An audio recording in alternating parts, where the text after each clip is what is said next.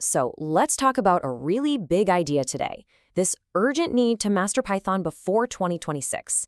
What's the big deal about that specific year? And more importantly, what are the exact skills you should be focusing on right now to get ready? Let's jump right in and break it all down. All right, let's tackle the question that probably got you to click in the first place. Why 2026? I mean, a deadline for your career? That sounds pretty intense, doesn't it? Well, it's not about being dramatic. Let's unpack what's really going on and why that year is such a big deal. And that question leads us directly to our first big idea, what we're calling the 2026 tech tipping point. Okay, so 2026, this isn't some random number we just pulled out of a hat. You should think of it less like a hard, scary deadline and more like a focal point. See, based on how fast things are moving, it's the year when all these major technologies, like AI and massive automation, are set to go from being niche, specialized tools to being completely baked into how pretty much every business runs. Now, what's so wild about this is how all these trends are crashing into each other. We're not just talking about a future where AI is a cool little feature on your phone. No. We're talking about a world where it's the absolute core of business strategy, where big decisions are always backed by data, not just a gut feeling, and where automation is handling entire, complex workflows. This massive convergence, that's the why behind 2026. Okay, so if that's the future barreling towards us, how in the world do you get ready for it? Well, that brings us to our next section, which is all about the tool for the job, Python, the language of the future. And this right here is the absolute key to everything. Python isn't just another programming language you could learn. Not at all. It has become the central engine, the common thread that runs through every single one of those massive trends we just saw. It's the language that brings them to life. This quote just nails it. Lingua franca, it's a common language that lets different groups talk to each other. And that is exactly what Python is for the most important fields in tech today. If you want to work with data, if you want to build AI, you've got to speak Python, period. And this chart, wow, it shows you exactly where Python rules. Just look at that. You combine data science and AI, and that's a whopping 75% of what it's used for. Those are the very fields that are defining the future we're talking about. This isn't just a popular choice, it is the industry standard.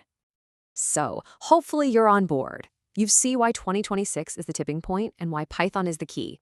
But now for the real question, what do you actually need to learn? Let's get into the most practical part of this whole thing, the essential skills roadmap.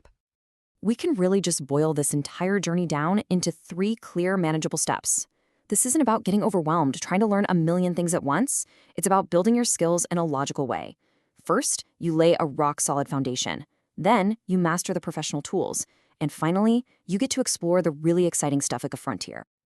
Step 1 is the bedrock, the absolute non-negotiables. You can't build a skyscraper on a weak foundation, and you definitely can't build an AI model if you don't truly get the basics. This is more than just knowing syntax. It's about deeply understanding how things like data structures and loops work together. Seriously, do not rush this part. Okay, once that foundation is solid as a rock, you move on to the data toolkit.